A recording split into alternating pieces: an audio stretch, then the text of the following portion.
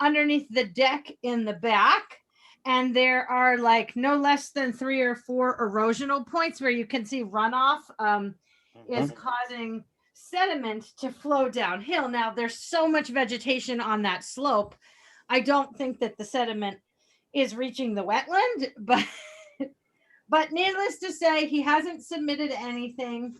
And I'm sort of hesitant to send any correspondence at this point in time. I was just gonna sort of let it sit for a little bit longer. Yeah. Wasn't there something? Sorry, wasn't there something about he was going to tell us about the shed or move the shed? There was something. Yeah, he was going to move the shed, which he does have a permit for outside of our jurisdiction, but that hasn't been done yet either. Nothing has changed since the day we left the site visit. Nothing. Except erosion. except erosion. Sorry. He seems so passionate about getting this done too. That's too bad. Yeah. So that's just a little update. Okay, cool. Oh my. It's a very interesting case. Yeah. Okay. Let's see, who do we got? Mike, we got Benjamin. I'm here, but where's John? No John, no go. I don't see John Kumbler. No, I haven't seen or heard from.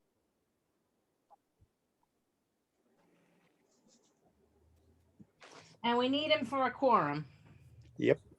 Let me see if I have his phone number.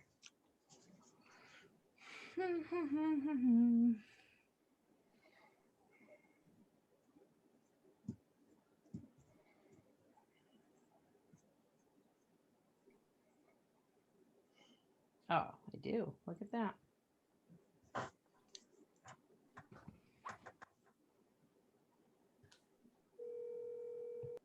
So Leon, you're really the face of the commission here. I guess so. In all seriousness.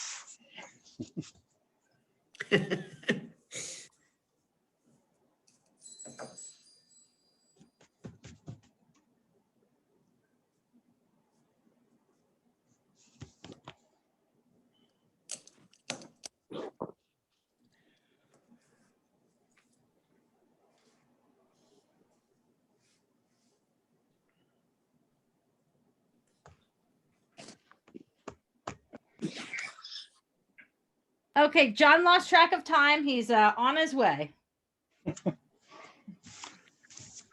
Is he on Highway 6? No, I think he's at home. Oh, that's good. That's good. All right. Well, we'll just wait a few more minutes for him to join us, and then we'll start the meeting. Trust here, the Hill to Trust public hearing, which Ryan is scheduling for August 16th, which is a Monday night at 7 o'clock via Zoom to talk about that parcel of land that the town bought, oh gosh, a year or two ago. So 7 o'clock at night.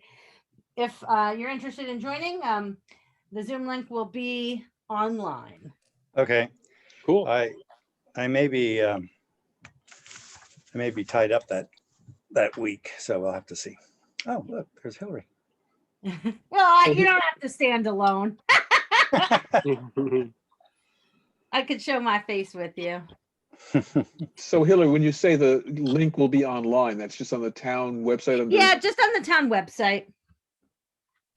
Under select board? I think it'll just be on the meeting calendar because it's a public hearing. Okay, Right. thank you. Yeah.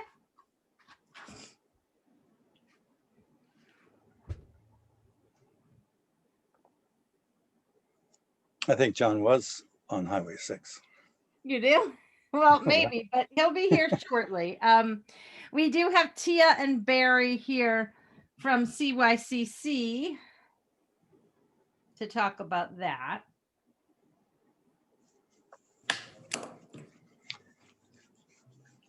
Hi, Tia. Okay, there you go. I'm unmuted. How are you? I'm good. How are you? I'm well, thanks. We can't get started until we have John Kumbler because we don't have a quorum. So just sit tight Okay. and we'll be with you as soon as we can. Okay, no worries.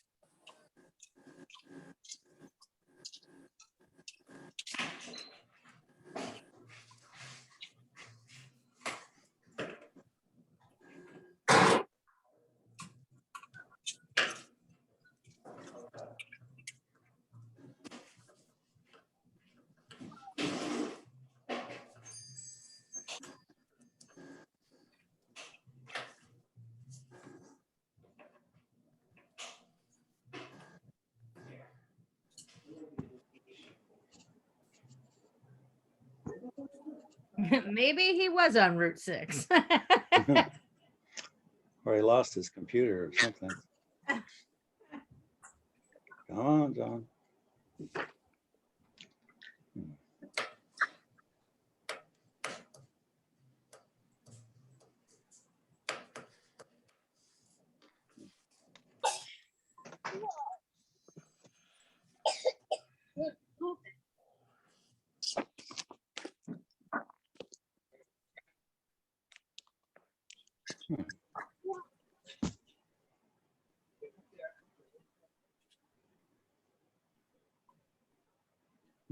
Here he comes.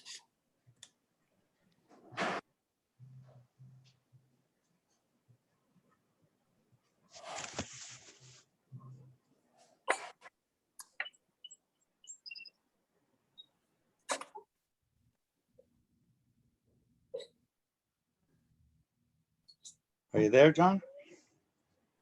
I'm here. Sorry about that. That's okay. We will get started now. Hi, John. Hi, sorry. Just lost track of time. The time That's okay. grandchildren around. Oh, okay. I will now begin. Pursuant to Governor Baker's March 12, 2020 order suspending certain provisions of the open meeting law, the governor's orders imposing strict limitations on the number of people that may gather in one place, no in-person attendance of the members of the public will be permitted at this meeting. Town hall is closed to the public. Board members will participate in this meeting remotely. Currently, from the commission, we have Mike Fisher, Benjamin Fairbank, John Kumbler, and myself, Leon Shreves. We shall now commence the meeting. Do we have any mail, Hillary? No, I'm going to recommend we start with the Cheque Yacht and Country Club discussion Okay. because we have 2 members present for that. All right. Yep, that sounds good. Okay, we'll just insert that right now then. Who would Perfect. like to begin? Who would like to, how do we kick this off? Who owns this discussion, I guess? Well, I mean, just to set the stage, we did drive by a week or so ago, maybe 2 weeks now, and saw that there was a tent erected. We did reach out to Tia. We've spoken with Tia a couple times about a pathway forward. I asked them to write a letter to come before us to talk about it.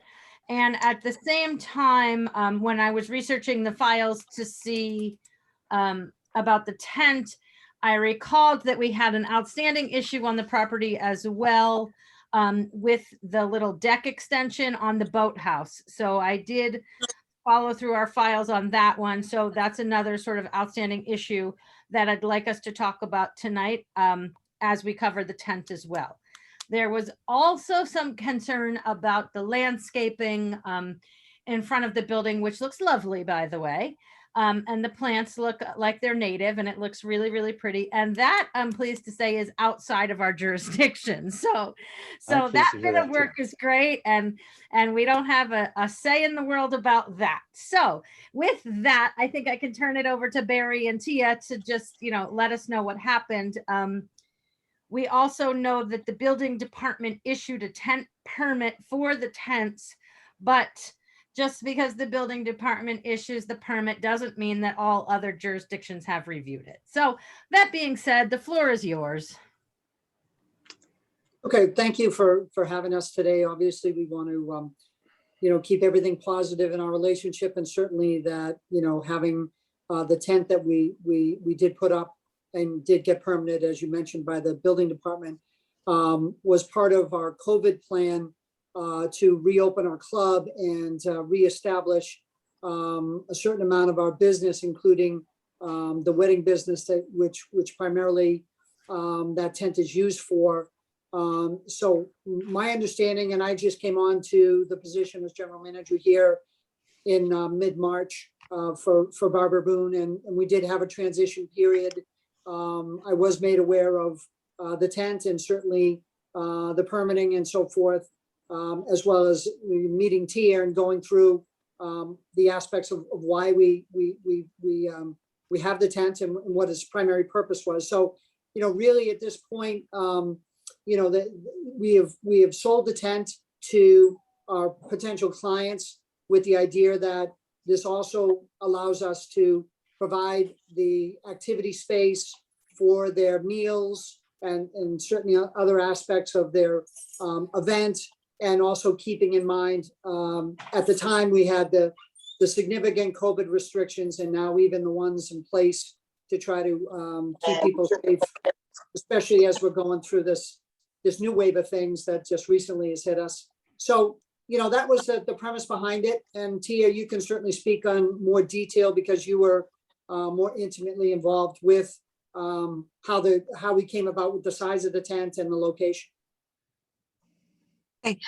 I think the first discussions that we had were in late fall with the Board of Governors, trying to determine how we could move forward holding events with the restrictions on spacing, also 6 feet between tables, and leaving adequate spacing. We really, it wasn't an option to be able to hold any events in the clubhouse or in the boathouse, beyond 40 people without more space. And so we've long tented the boatyard for many seasons, not for the whole season, but for individual events.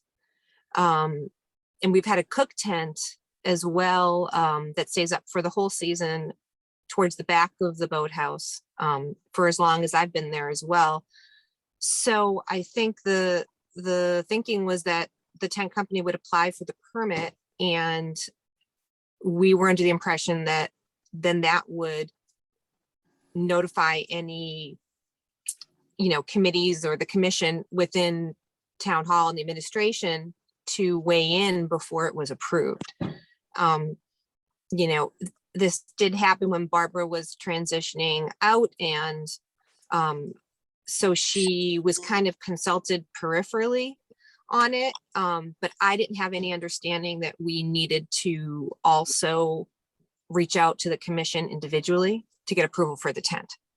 So that's where we are now. It was something that we did for COVID provisions. And I think the first time, I reached out to Hillary last week, 2 weeks ago, to ask about the possibility of us tenting for future seasons. And that was the first that I heard that there was an issue with the current tent. But maybe this is an opportunity for some education as far as where the tent is in your boathouse is all within our jurisdiction, and it's right on or in the waterway itself, or the beach in this case. Anything that happens on that surface, including putting up tents or building an extension on a deck, or anything that would change the effect that it has on the environment, is of interest to the commission. And so anything that you're doing on that side of the road is definitely something that we're concerned with. That means even something as simple as redecking the deck or something like that ought to be run by us. Typically, if you don't increase the footprint, that's not a big problem. But that's what happened is it sounds like you depended on some outside entity to take care of that also didn't know what was going on. Is that right, Tia? The tent company? The tent company applied for the permit. But yeah, I guess, you know, it wasn't my understanding that we should have reached out to the commission Yeah, individually as well. I think, Yep. you know, we were under the impression that reaching out for the permit would trigger those conversations. So Well, that's a good- unfortunately, you know, that that's was a our good mistake. point. It should probably, but frankly, the infrastructure it doesn't feed back and forth that way. You have to look at at the site plan for your property and determine if what you want to do is within 100 feet, or more importantly, 50 feet of the edge of a demarcation. And those are usually those boundaries are marked on the plat usually. Mhm. Okay. So Leon, may I ask a question? yes, Mike, So go ahead. could you just go through what was done in order to establish the tent? Was there a hardener put down on the ground? Was there any vegetation that was cleared? Are the anchors deeply sunk into the resource? The area there there wasn't vegetation movement because the tent location that we chose was primarily already just cleared space. We did use a roller in the sand right under where the tent is to kind of firm that area up so that tables and chairs could be put on it. It had it's like a material. It seemed like the material kind of hardened once we started doing it. It was almost like it was sort of naturally, getting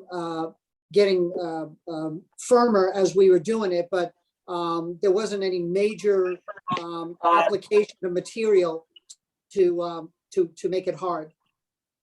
Because that's not just ordinary sand. There's something there that's adhering. Well, and to your point, when we were trying to dig around and do some digging around there, we hit a lot of, like, within a few inches below the sand surface, we hit a lot of hard sort of base, if you will. It seems like that beach has a lot of that type of material in it, but it wasn't something that we were other than trying to get it more flat and level. That was really our main objective, so that when we put any kind of tables and chairs in them, they would be, they wouldn't be sinking all the way into the sand. But other than that, it was really the sand and the moisture and the stuff that's there that seemed to naturally firm it up for us. One other thing that we saw on our site visit this morning was that you took the boats out that were where the tent was and put them up on the vegetation. That's also not a good thing. So that should be noted. I mean, there's More than quite noted, a few. the Pardon me? boats should be removed from the vegetation. Yes. Okay, we'll do that.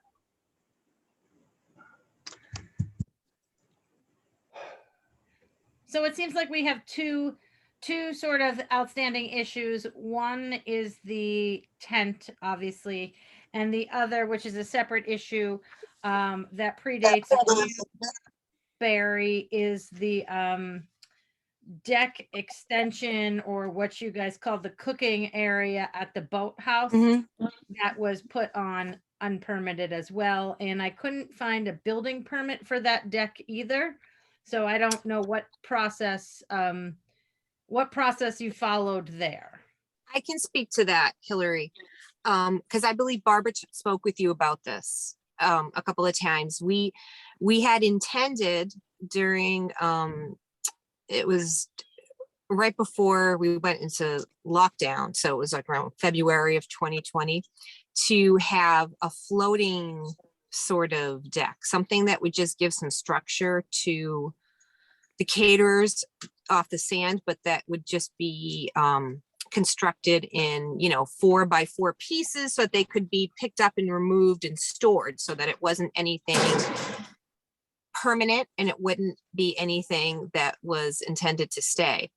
The handyman, who we love dearly, decided to take that on and make that into what it was. And we were surprised when we saw it, because it wasn't what we had asked for, but he had continued to build it while we were in lockdown, and a month and a half into it there, we saw it. So I know Barbara reached out to you to let you know when that happened last year, to tell you that it wasn't our intention to do that. And I think at that time, I don't know, you tell me, I think you guys said you would just come back to it another time. So we're aware so- that wasn't, I- something that we asked permission to do, or it really was, that was not our intention to have that at all.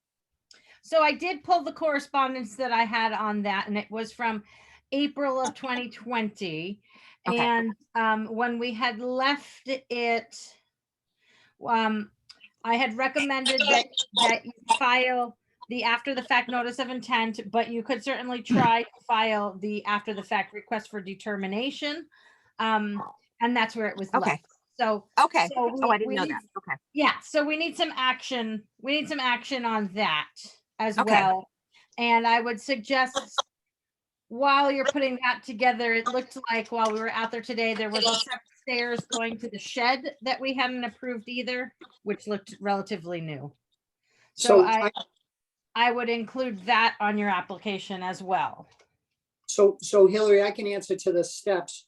There were pre-existing steps there, Okay. and somehow or another they got damaged, and they were no longer functioning in any way, shape, or form. So we just we had a handyman come in and rebuild them. So I took on that task, and I just repaired what was already broken. So whatever I need to do to obviously make right on that. That was me just trying to fix a problem because we needed to be able to access that shed, and with broken steps, I wasn't able to do that. Yeah, so just to provide an educational moment here, in the conservation world, we have jurisdiction 100 feet from any wetland resource area. So your property is unique. The golf course obviously has a number of different wetland resources on it, and that's sort of separate. The clubhouse up there is outside of our jurisdiction.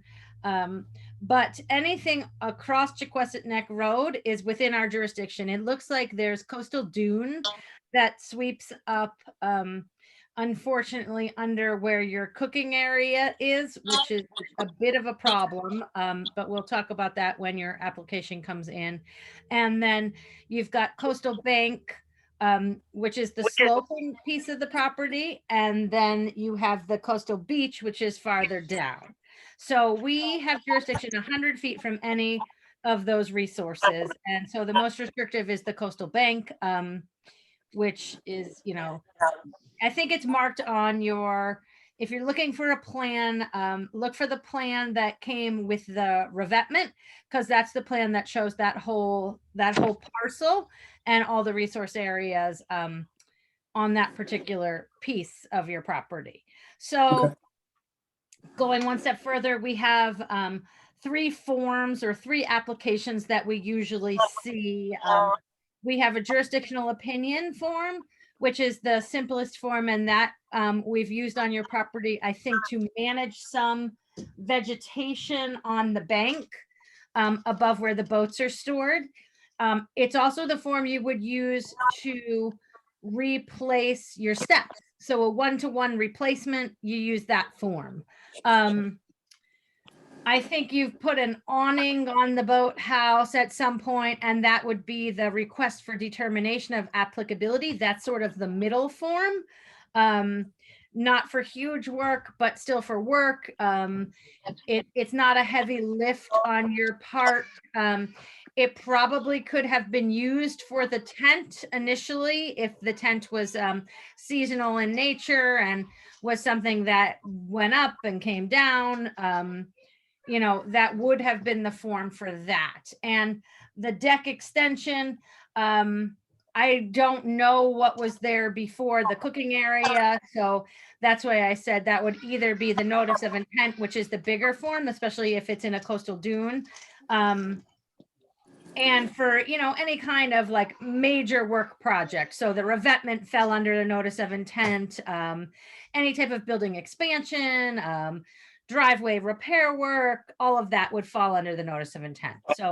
So, and, you know, once or further, we're always here to answer questions, call, email. You're in a highly visible location, so people see everything and they call us all the time. So, you know, just know that we're here to help, and reach out before you do anything, and make sure your handymen are fully in touch with conservation regulations, because if not, we end up in trouble. Understood. Okay. Hillary? John? Yes, Yeah. John. You do sand replacement, do you not? And that, Beach nourishment, yes, they do beach nourishment as well. so my question is, where does the beach nourishment happen? Is that The where the tent is?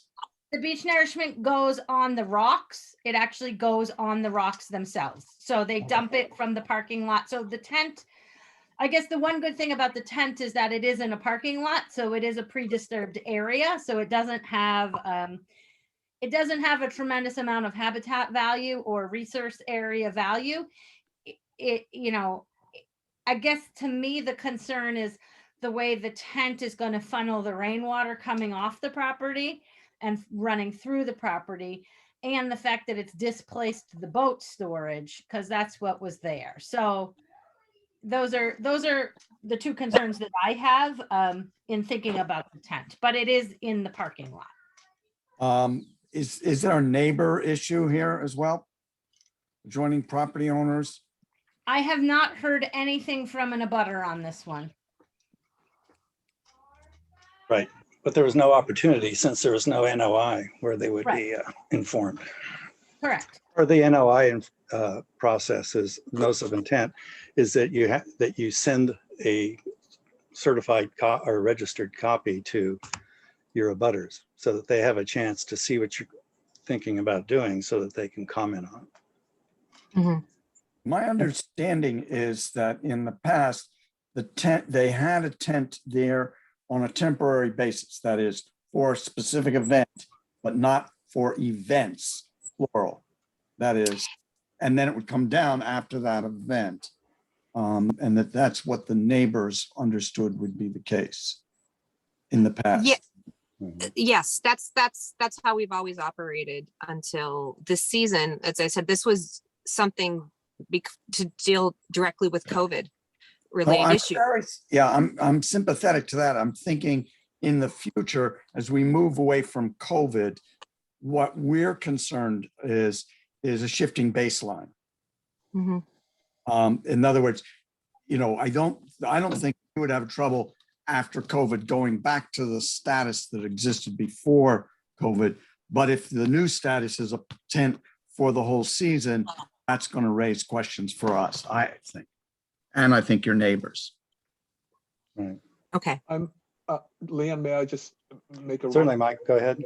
So when you've made this permanent extension, even though you didn't intend it, it's now there permanently. So you're going to be, I think, applying for a after the fact approval of that. Often your case can be stronger and people will have more sympathy if you include mitigation, that is planting, for example, of native vegetation somewhere in the area that would in some way compensate for the fact that now there's part of the area is permanently covered by a wooden platform. Okay. Okay. Yeah. Do you have, I'm sorry, I was gonna say, do you have any recommendations for that, having seen the site? I just weigh in, just to be clear, we also look at commensurate mitigation. So it's like if you put in a permanent structure, putting some plants, it may not be an equivalent mitigation. You see what I'm saying? Mhm. But you may, if there's an area that you had a structure that's not so crucial to you anymore, you remove that structure from a critical habitat, that would make us more sympathetic, because we need we want mitigation, but also it needs to be commensurate with what has altered the natural environment. So the square footage of that extension, if you can figure out a way to make roughly that amount of coastal bank more conducive to environmental protections. That's sort of what we're talking about in terms of commensurate. Okay. Okay, I understand. I think I understand now. Thank you. That particular location, you've got it so full of stuff that, I mean, between the clubhouse and what was the parking lot and the tent and the boats, I don't know how you're going to facilitate that. You've already got a revetment and you're already doing sand. But that's something that needs to come before us as a after the fact NOI, or so that we can discuss that some more. Okay.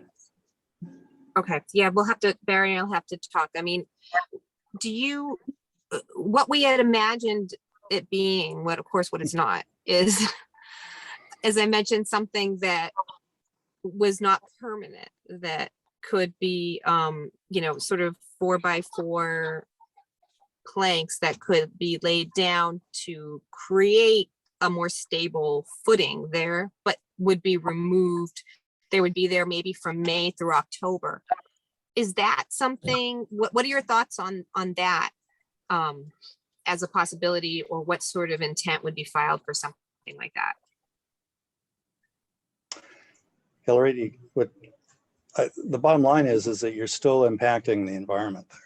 Whether it's temporary, only half a year and not the whole year, it's still an effect that has to be looked at and say, okay, what's it mean to have this little patio here?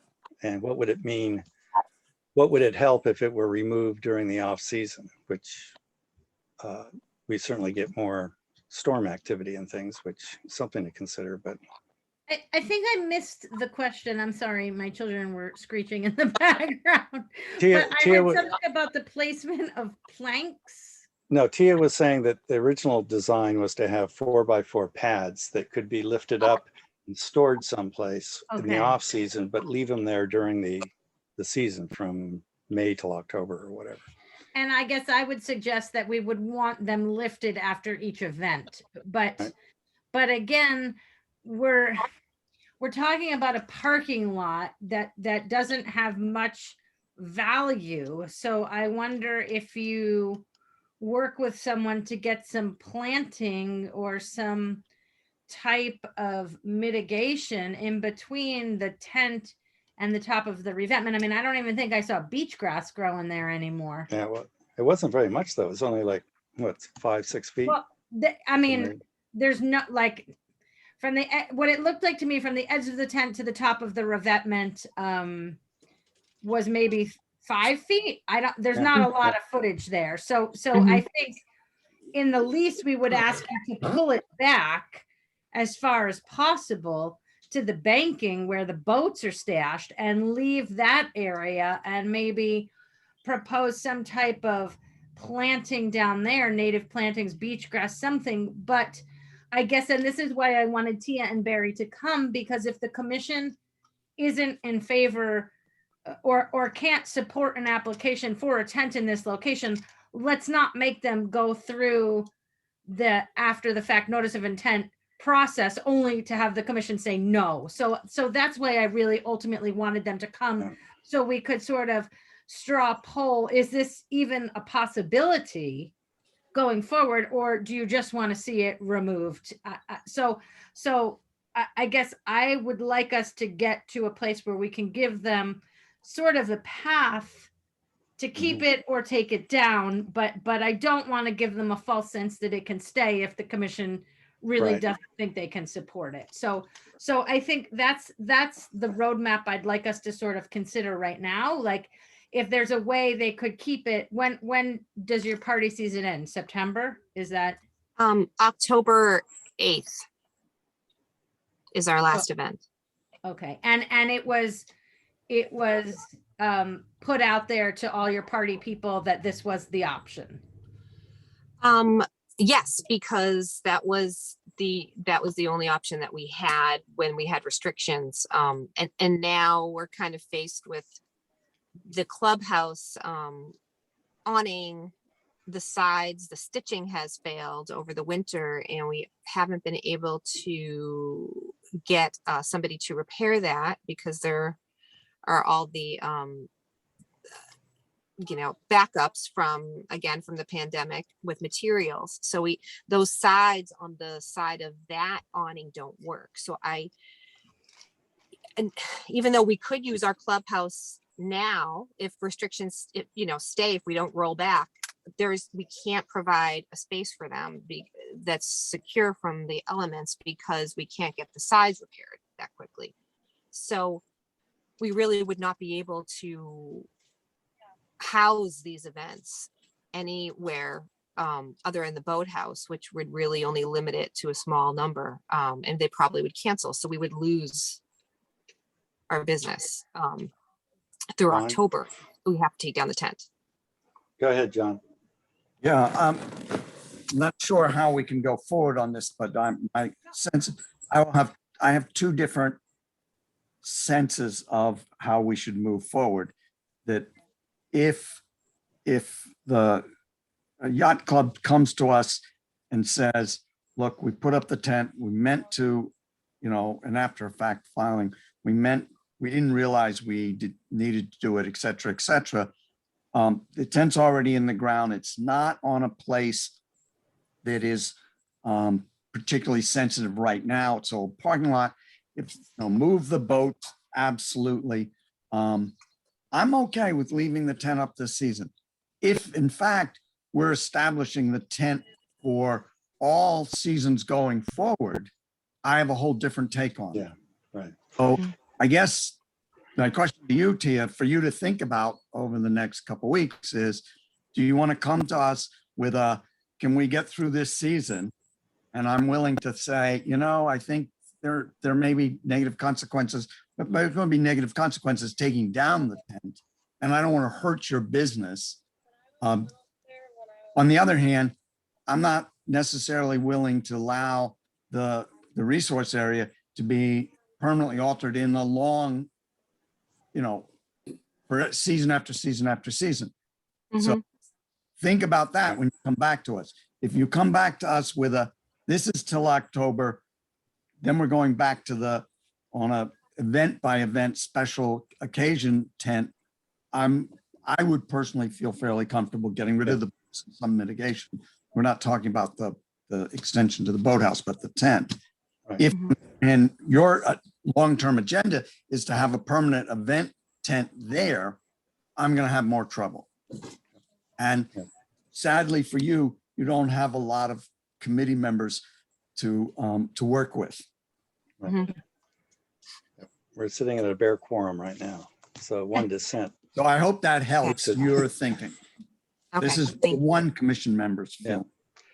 And as far as the extension of the boathouse, that you didn't intend to be permanent, but is now permanent, for that, certainly if it were temporary and depending on the footing, if it was not doing a lot of damage below, if it were on, for example, diamond piers, or if it was on something where the ground underneath was not permanently affected, that would certainly be better than a permanently placed extension. Even if you did not intend to do it, it's there.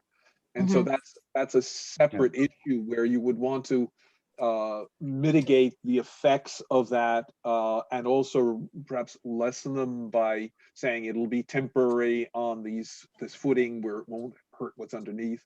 And that's something you can work on as well. Okay. Yep. So you need to think of what your plans are and what you want. And then you got to run it by us. And we are sympathetic to the fact. Okay with this, Hillary? Are we okay with it? Well, No, I mean, what I meant is, do you think this is where this conversation is? Yes, I think that's a good happy medium, because I don't think we would have permitted a tent in that location just because of its proximity to the top of the coastal bank and to the beach. And because we can't control runoff on or through a tent, we can't get gutters on those things. Like, it's it's not the right location for an installation in the resource area. For a one-day party, sure, fine, but to leave it up 6 months out of the year, it's going to cause some damage and have some detriment. So I think it is fair to the Yacht and Country Club if they come back with an after the fact RDA for this season only for the tent. And it sounds palatable to the commission to approve it until October, and then it comes down and doesn't go back without a full notice of intent review if they are so inclined to put something like that forward. But understanding that it's about 5 feet from the top of the coastal bank, and we have regulations that prohibit the installation in that location. So I think it's a good compromise to get you through the season. So Okay. I would agree with that too. Appreciate the commission's consideration and certainly working with us on this. So we will definitely be looking to just get your support for the remainder of this season. And then, obviously we need to address the cook deck, which we know is something that's needs to be addressed and handled. And we will move the boats immediately so that Right. that issue is taken care of. So we certainly appreciate, and again, I want to thank you for my purposes for sharing all of this information with us, because I've just learned an awful lot, and I'm going to make sure that we do a better job of contacting the commission, even if I need to repair steps. Because again, not thinking anything about that, just trying to do a simple repair, but happy in the future to make sure that that goes through the channel and to make sure that we're doing all that right. So again, apologies for not fully understanding that, but appreciation for hearing what we heard today. And I think Tina and I will go back and collaborate quickly to get back and then start working on the after the fact application here to get things moving in the right direction, so that again we can work together. This is great to learn all this and feel good about things here at the end. Good. Good. Thank you. Okay, well, thank you.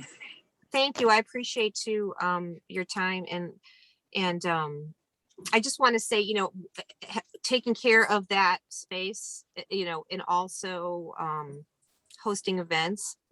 I just want you to know, I'm very clear with people that it's conservation area, that we are trying to leave a light footprint with everything that we do, but enjoy, being able to use it and enjoy it is a luxury, but it is not something to be augmented. So I just want, I'd like you to know that I take it very seriously.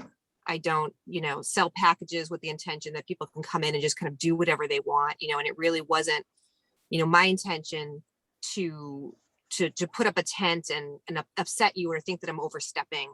It was just really a lack of understanding the process, because I, was lucky enough to have somebody else do it for so many years. And then, so I'm trying to drop the ball on that. So I appreciate your time and your patience talking to us about this. Okay, Thank you Great. so much. thank you. Okay, Hillary, Yes. can we get back to mail now? I'm getting back to my agenda. I think any mail that comes in, I just email out to you guys. So I don't Okay, think we have any exciting mail. John, before you got on, and Ben, before you got on, we did talk about Ryan Curley holding a public hearing for the Hill to Trust property. That'll be August 16th at 7 o'clock via Zoom. So that's available. The other thing I wanted to talk about was this thought about a conservation regulation for upgrading septic systems within 300 feet. And I did mention it at our last Board of Health meeting. And I think the board members, I don't want to say they were upset about it, but I think they may think we might be stepping on their toes in their jurisdiction. And so I let them know that water quality and quantity do fall under the interests of the act. And so we are on solid ground to consider a regulation.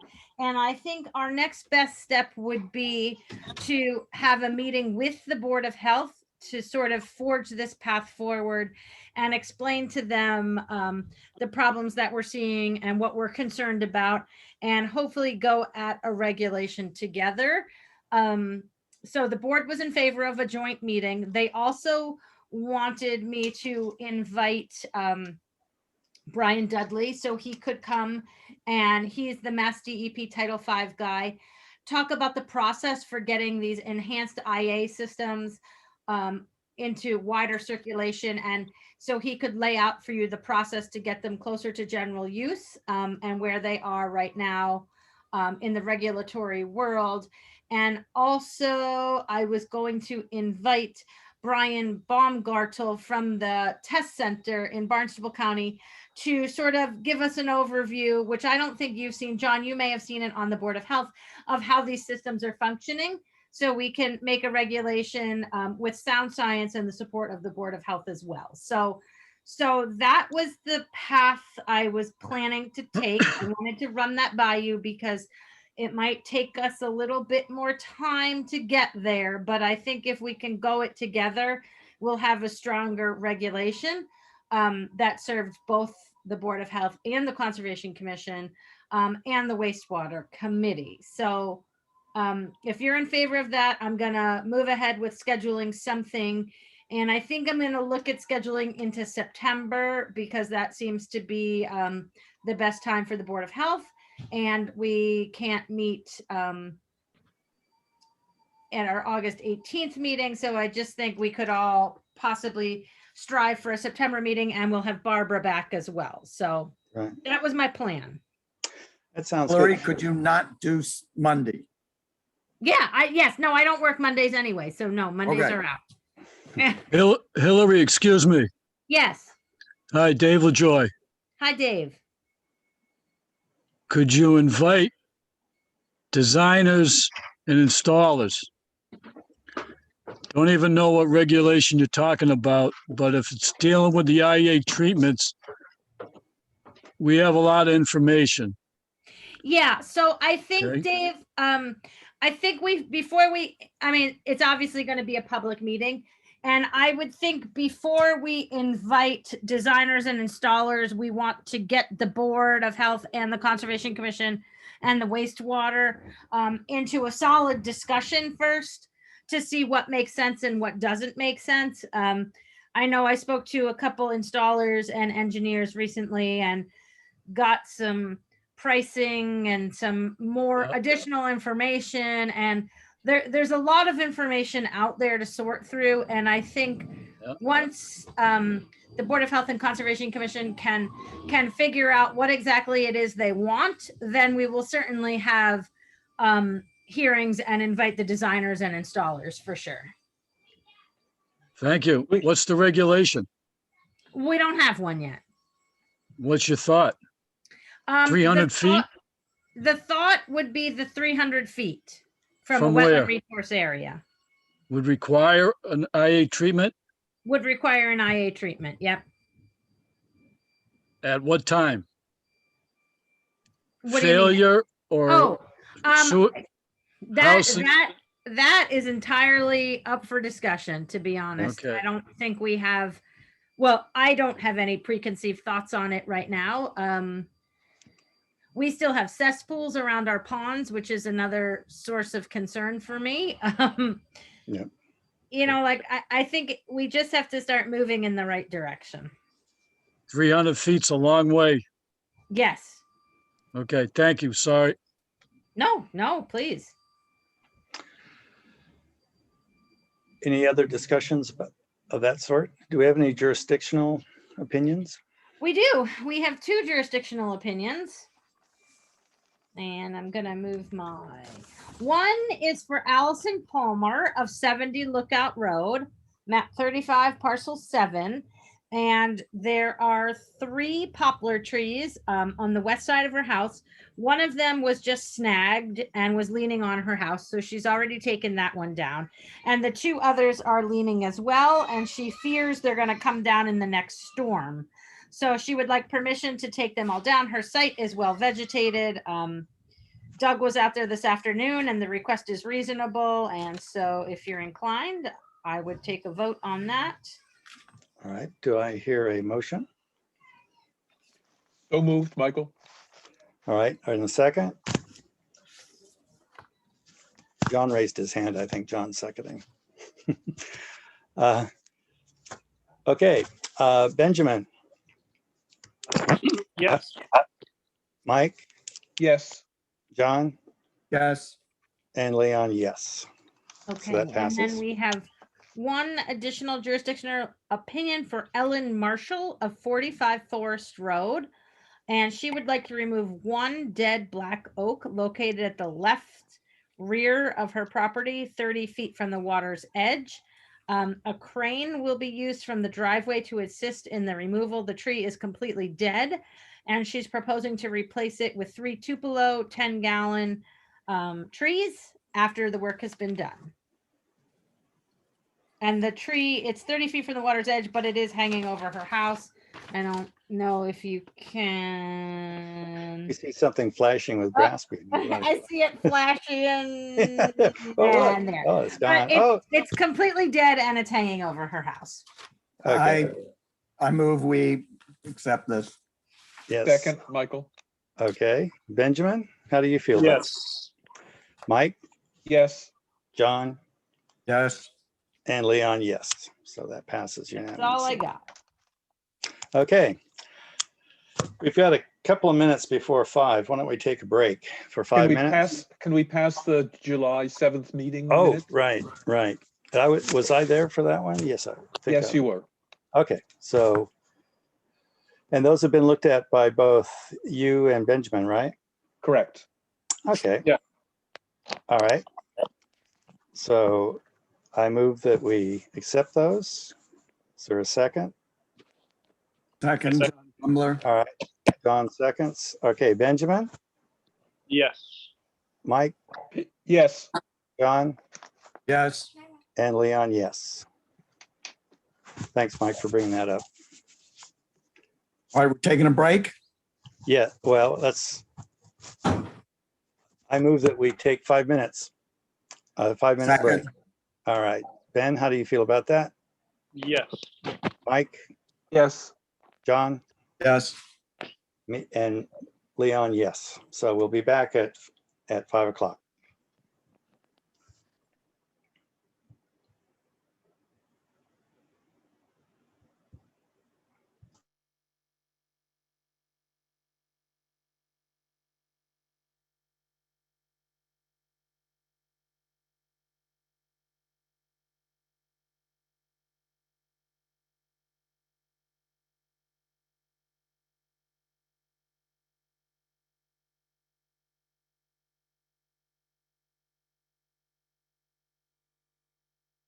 Here.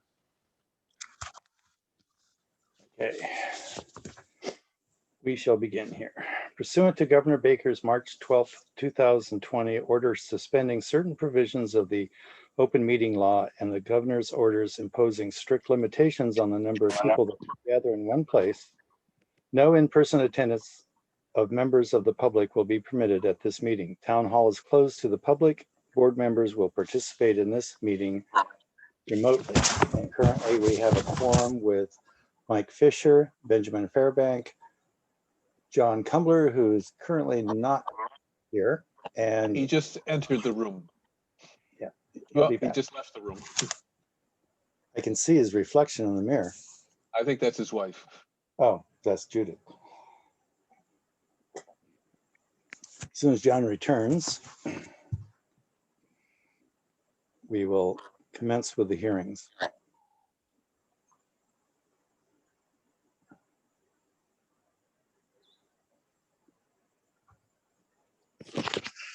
I didn't say what time zone it had to be 5 o'clock in. Oh, there's John. Okay, so we now have a quorum. The first order of business is the Shannon Reichard, 55 Main Street, map 15th, parcel 123, certificate of compliance. Mike, I believe you were the supervisor for that. Can you speak to that? Yes, I was supervisor. I got a great deal of cooperation from Mike Shannon in particular. I saw the site yesterday and it looks good. Mr. Shannon is here if you have any Mhm. questions, but I would recommend that we authorize the certificate of compliance. Okay. Would somebody like to second that, that motion? I'll second that Second. then. All right. Mike, how do you vote? Yes. Benjamin, Yes. John, Yes. and Leon, yes. And I appreciate the cooperation of Mr. Shannon. That's great. I'm glad that worked out well. Okay. Next, we have Young, 35 Old Salt Lane, map 41, parcel 72, another certificate of compliance. Is there anyone to speak to that? Could I just interrupt and remind everybody they need to sign off on paperwork? Okay, what do we have so far? Oh, okay. Nothing. We have what, two certificates, right? Yeah, the first one was Form 8B. Okay. And I take it that would be the same for Young, Hillary, right? Okay. And we need to get those as promptly as possible to. My fault. Okay. So is anybody here to speak for the Young? That one It- was for a septic system upgrade and it was done in compliance. Okay, so I move that we accept this certificate of completion. Is there a second? Second, Michael. Okay, John, how do you vote? Yes. Mike Yes. and Ben Yes. and Leon, yes. So that's 2 8Bs so far. Okay, the next one is to do with the septic upgrade for the Norwicki Family Trust, 160 Freshbrook Lane, map 42, parcel 16. It's an RDA for a septic upgrade. We did a site visit today. Is there someone here that can speak to that? Yep, Yes, Jason's this on is the Jason line. Ellis. Okay, Jason, are you the engineer involved or you're the? Yes, I'm Jason Ellis representing the Nourishment Family Trust. This is Okay. We went out there and first of all, this is a Title V, is that right? Correct. Okay. And the one thing that struck us was that even though just a small corner of the septic tank was within 100 feet, it's also positioned in a swale, so it can be below the grade of, I guess, the basement. Is that correct? Jason?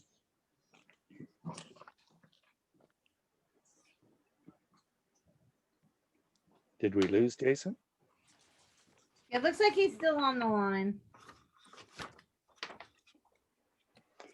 Well, this isn't going well. John, had you had a chance to look at this? Oh, I was at a doctor's appointment today, so Oh, I I'm sorry. see it.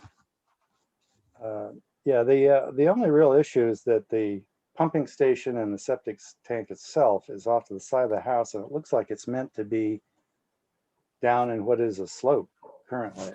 And I wanted to get a clarification on what the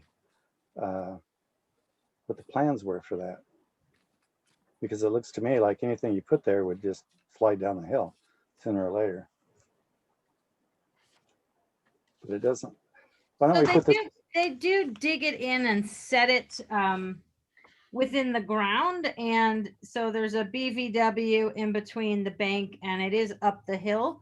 But it is possible to set the tank in the hill, put the hill back, and then revegetate on top of it. So that's generally what we see. Mm-hmm. Yeah, otherwise the drain field is outside of the 100-foot. So Yeah. Essentially, after the installation, there shouldn't be much of an effect Correct. in our jurisdiction. No, and I'm sure there's a note on the plan to revegetate it. All disturbed areas to be revegetated with conservation grass seed mix. So it will be revegetated after it's set. So I don't think we definitely don't see erosion on this type of bank because it's in the riverfront area. So I don't Right. think we need to be worried about that once it's in and set. Does any member of the commission have any questions or concerns? Well, I'm not, I did, they this are. is Jason again. I'm back here, so. Okay, good. Sorry, Jay. John, go ahead. They're getting rid of a cesspool, which is very close to the wetland. That's a good thing. I'm not excited about the fact that they're just giving us a straight Title V being within 100 feet of the wetland. I would prefer an AI system here. But I'm reluctant to be the only vote against this and then have it killed because we don't have full commission. But I don't like the fact that it's a straight Title V. Yeah, well, we don't have any ground to stand on that currently, but the drain field on the good side is quite a ways back from That's true.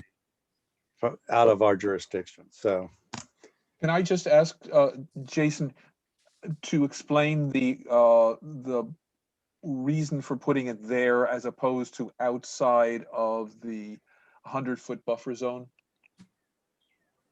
Yeah, sure. So there, the back part of the house is actually a walkout basement, and all of the plumbing goes down through the basement floor and then out under the footing in the back, and then out to the cesspool. So if I were to put the tank and the pump chamber on the other side of the house, on the front side of the house, it wouldn't be Title V compliant because it would be deeper than 3 feet below grade.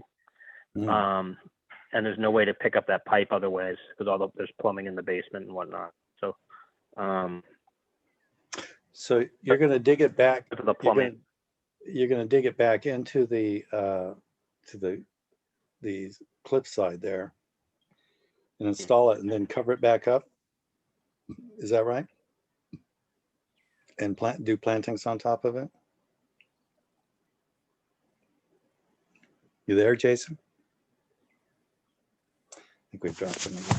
Seems like he's not there, but I can assure you there will be plantings on top of the septic tank. Yeah, I'm just wondering about when they get the sewer guy out there. I guess this is done fairly often, but Yeah. I'm not that familiar with septic tanks and things like that. Okay, I'll move that we accept this NOI with I guess there's no provisions that we need right now. Nope, and it's a request for determination, so it's a -2 because it's in the resource area, the riverfront area. Okay.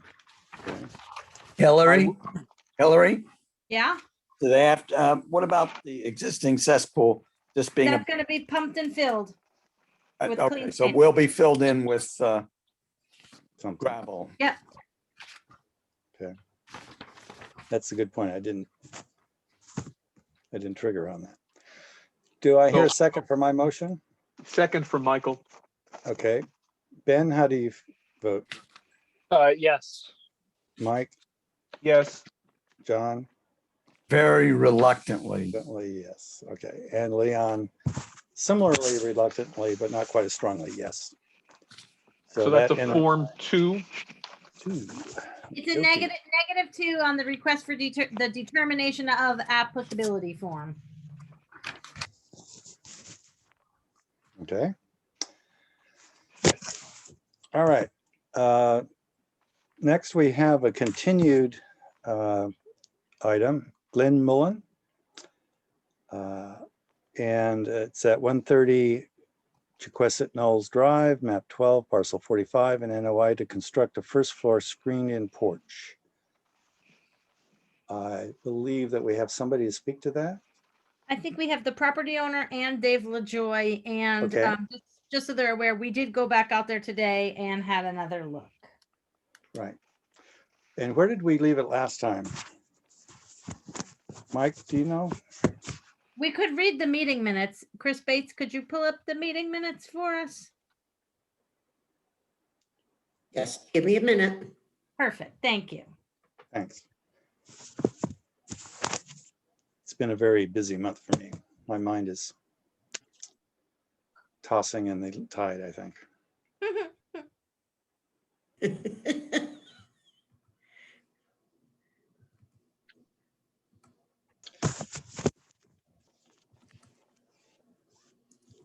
Was that our June 16th meeting or, no, wait.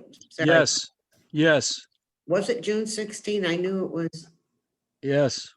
Okay, thank you, David. Let me see here.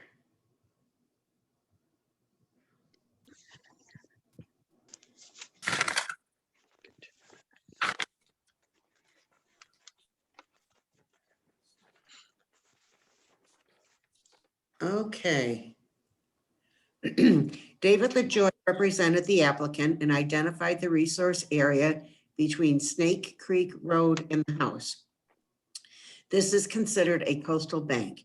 The addition would be 12 feet by 16 feet and attached to the house at the first floor level. They would need sun tubes for the new porch and replace some of the posts underneath the current deck. Work will be done by hand. David stated utilizing the variance request, it could be approved, even though it is on top of the coastal bank. There would be some excavation under the deck, so the basement would be level with the ground. There is a timber wall which is failing, which they want to replace. LaJoy stated the deck could be cantilevered. The commission viewed several photographs. There was discussion regarding new construction within the resource and also the 50-foot buffer zone.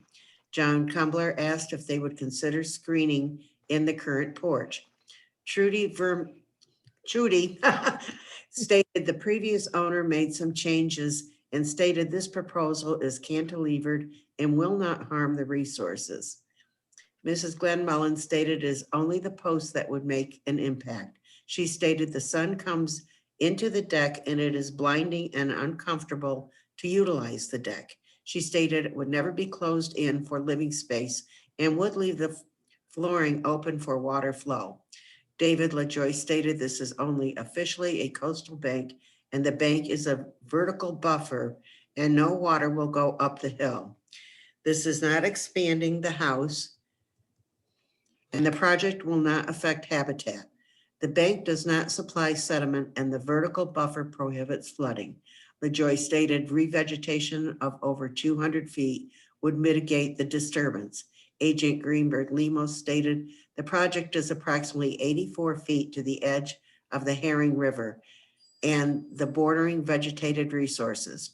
After further discussion, LaJoy requested a continuation. So the proposal here is that the new porch would be cantilevered. Okay, Is that right, David? no, No. the new porch is gonna be on supports that'll be into the ground. The porch is at the first floor level, which is 8 feet above the ground where the porch is gonna go. So you can walk underneath the porch, okay, to the basement level. The decks that you saw today, they're all at the first floor level in the back.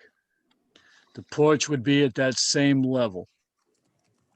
And you asked us to consider alternatives to that somewhere else along the back of the house, possibly, so that the porch could be moved in a northerly direction. And if you went there today, you saw that the existing decks are only 4 feet wide in some places where the sliding doors are.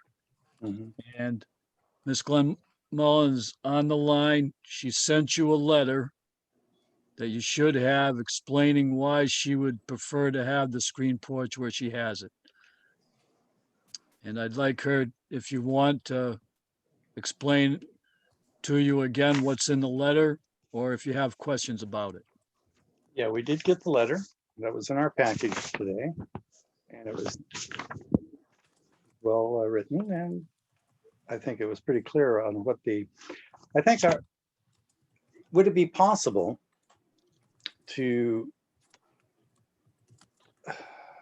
I don't know. When we looked at it, we were wondering if it could be supported and then cantilevered out over it, so that you don't have, 4 posts going down the hill, because isn't it on it's on the slope, right? The support post will be on the slope, yes. Yeah. We could have it cantilevered so that the posts are at the top of the bank. It's kind of extraordinary, but it can be done. To allow her to have it in that location.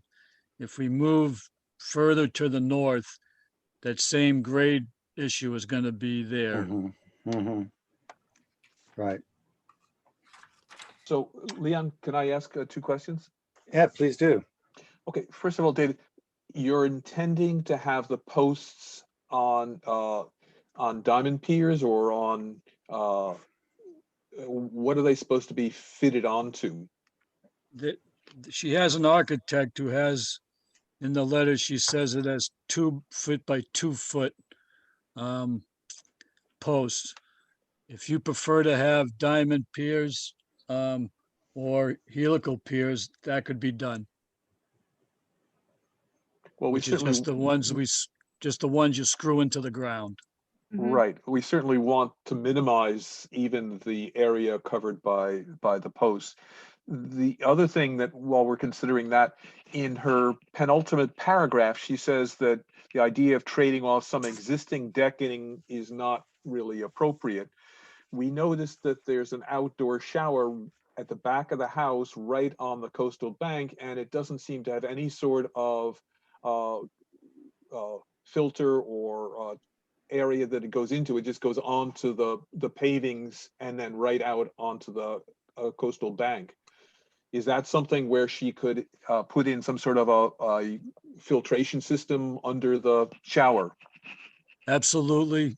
We typically can put pea stone gravel underneath it to be used to catch all of the storm water from the shower.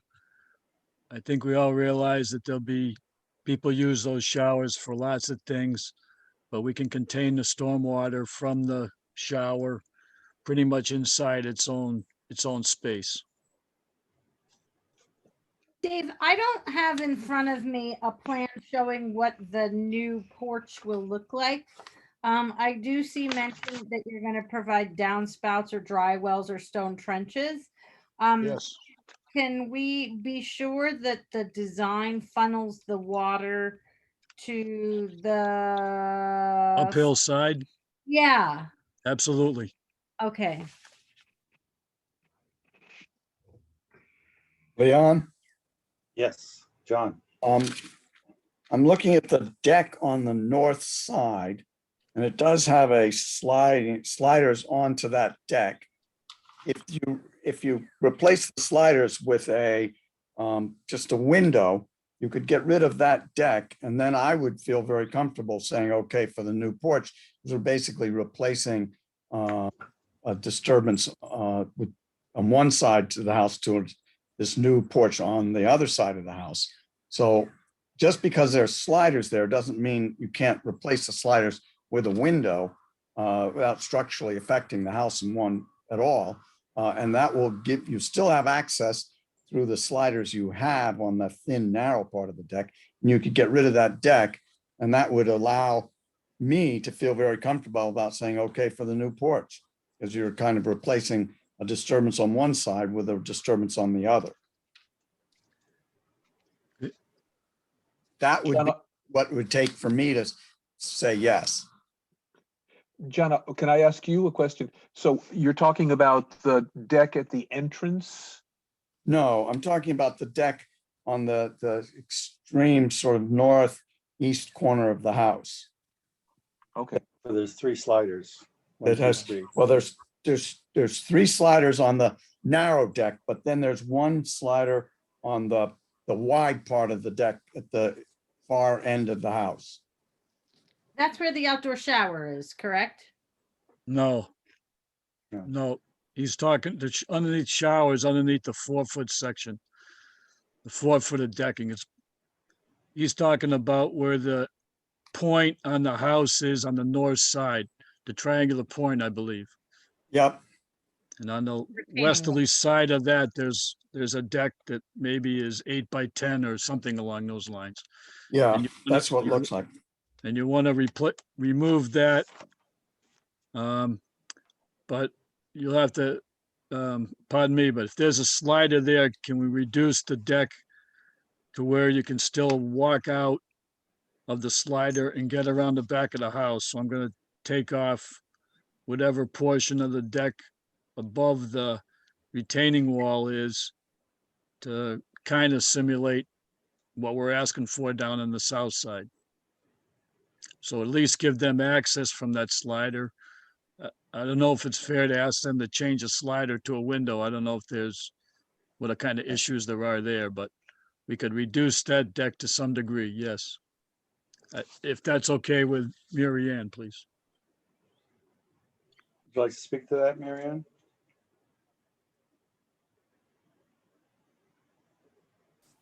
She's muted. She's muted. I realize what you're talking about. David, I'm willing to work with you on this. It seems Okay. what you're looking for is just a walkway from that, where that slider is, to the walkway in the west side of the house. Yes, I could do that as long as the majority of that deck was gone.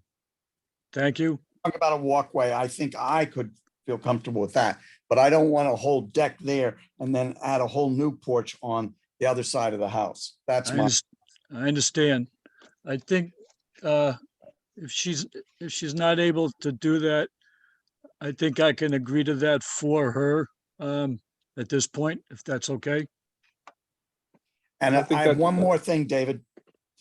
The gravel under the outdoor shower, Yes, what we're looking for in outdoor showers is carbon below the gravel or between the gravels, a layer of carbon to yes. nitrates. So if you could put, a layer of wood chips down there, that would help us with the shower. I have a design that I've done in Eastham, very similar to what you're talking about, and I can forward that to you. Thank you. Okay, Mike, do you have any thoughts on this? No, I think we're moving very much forward Right. on the project. How about you, Ben? Yeah, I very much agree with the whole keeping the square footage the same while Yeah, still close to as accomplishing the goal of a better deck. Excuse me, I don't think it's gonna be a 1-for-1, but it'll be Right. something. Thank you. As best as you can make it. Right. Thank you. Right.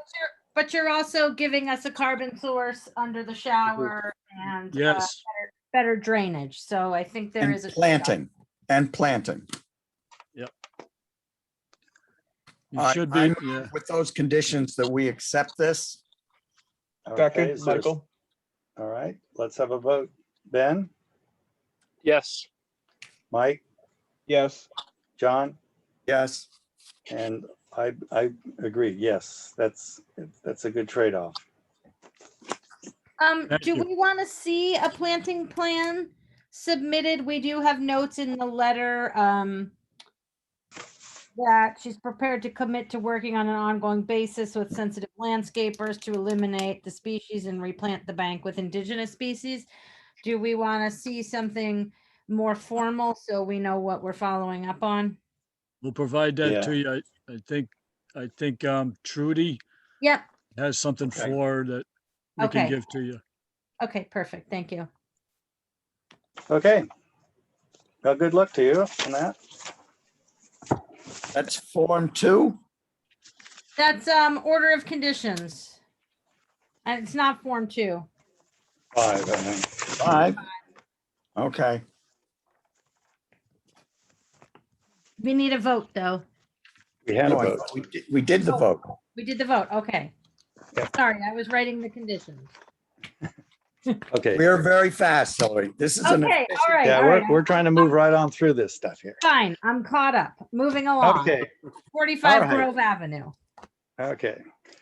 So the next warrant is, the next hearing is for Cushman, map 36, partial 99, 45 Grove Avenue, an NOI to install sand-filled core envelopes and car logs as shoreline protection and construct a first floor addition, first floor deck and access. As I recall, this was the one that is actually on the edge of a flood zone. Is that right, Hillary? It's on the marsh. It's literally in the marsh. Yeah.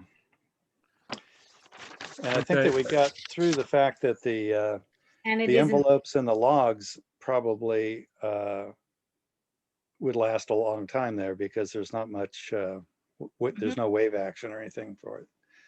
The marsh, the level of the water in the marsh would just rise, but it wouldn't be waves or. Yes. So then it was the construction of the first floor addition and the Yep. first floor deck and access stairs Yep. would be the issue.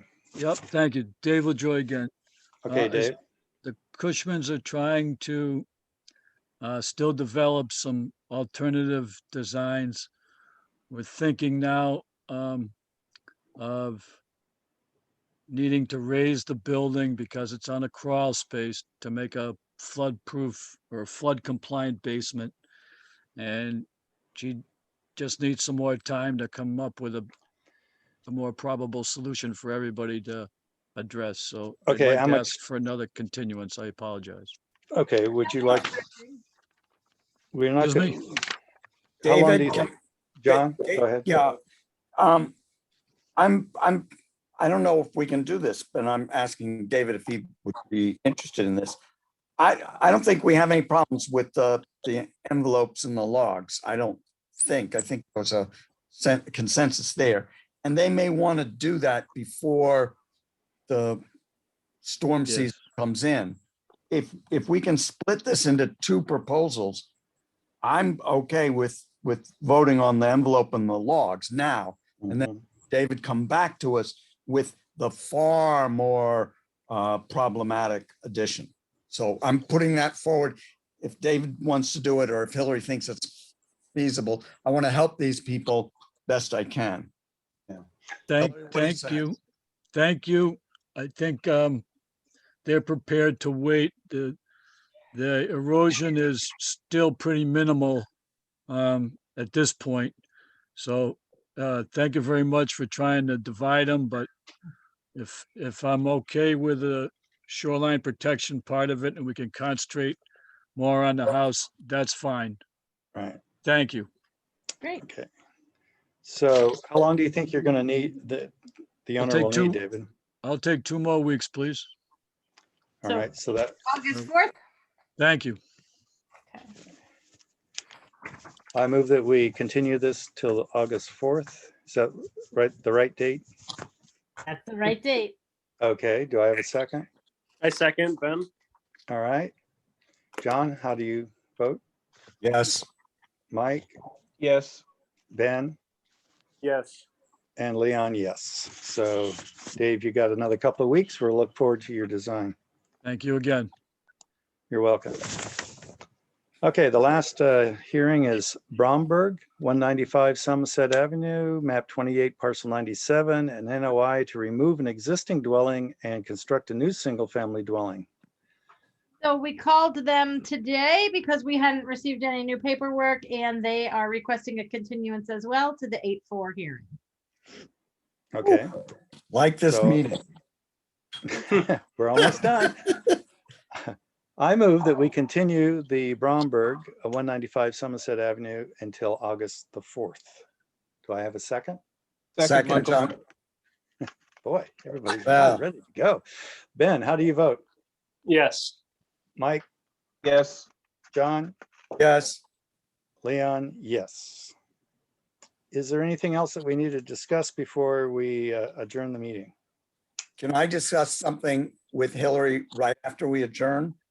Yes. And I would suggest that you make sure the recording is off since it's a private discussion. Yes. Thank you, Leon. Just, all right, I'll entertain a motion to adjourn. So moved, John Kumbler. Second, Michael. Okie dokie. Ben, Yes. Mike, Yes. John, Yes. and Leon, yes. And thank you all for your participation today. Thank you. You were all vital since we just barely squeaked out a quorum. Is Barbara gonna be at the next one or? She'll be Barbara's at the coming back in September, right? September. No, Okay. Except I thought she was coming back in August. Because I'm gonna be gone for the second one in August. Yeah, so we Right. canceled the second one because we won't have a quorum. Right. Okay, that's how we're doing it. You're Yeah. giving us all a vacation. All right. All right, Okay. so we're adjourned. Yeah, I'm gonna And Okay. recording